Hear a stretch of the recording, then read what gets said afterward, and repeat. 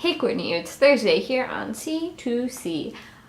I think it's really cool that you're making awesome videos. I can't wait to see one of them.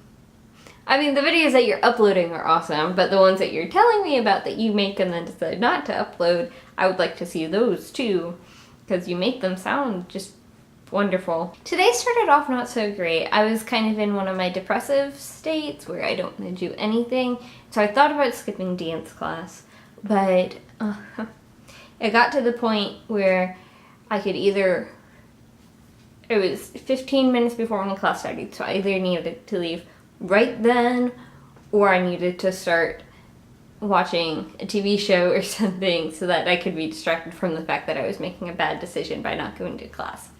I decided to go to class, and it was okay. I'm not a big fan of my line dancing class. The teacher is awesome, but I don't know anybody in there, and everybody who took the class took it with like one of their friends or something. I took it, it was okay, and then I got back and I watched the TV show that I was gonna watch, which is Red Band Society. If you're not watching Red Band Society, you should be. In last night's episode, because it comes on Wednesdays, Nurse Jackson is talking to one of the kids that's about to go into surgery, and she tells a story about a time that she was afraid. That basically when she's afraid, she reminds herself, take the next breath, take the next step, because it's the only way that you're going to get home. And that was really touching to me.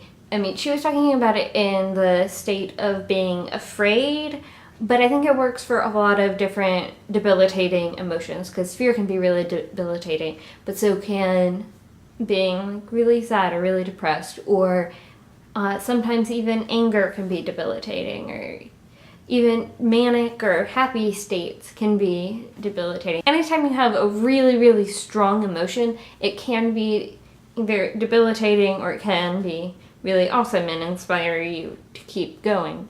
So if you have it to a debilitating state, I think that it's really important to just remember you just have to take the next breath and the next step and keep doing that, and eventually you'll find your way home, whatever that means for your state of mind or state of being. If it means take the next breath and take the next step and eventually you'll get home to a comfortable emotional mental state, or literally to your dorm room. I really liked it, and that's kind of what I had to tell myself this morning was, you know, you have to go to dance class. Get out of bed. Cool, you did it. Now put on some real clothes. Awesome, we're halfway there. Find your dance shoes. Now put them on. And just like step by step until finally I was in my car and there was no turning back at that point.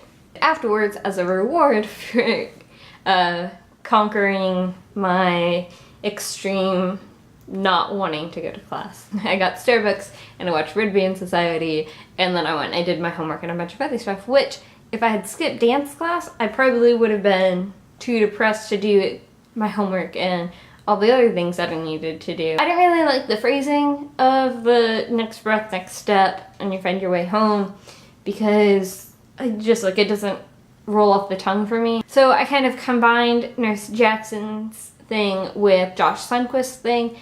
His is one more thing, one more time, and so I'm saying one more breath, one more step. Especially with something like depression, and it's a state that you're in a lot, maybe not 100% of the time, but a lot of the time, you have to continuously make these decisions to keep going, and you can't just say, well, I took the first step, I'm good.